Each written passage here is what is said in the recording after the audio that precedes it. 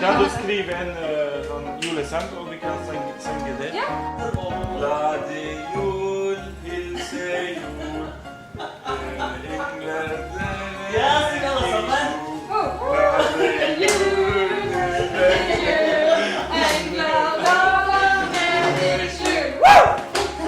Og det hadde vi aldri trodd, men vi fikk nemlig en kebabpizza.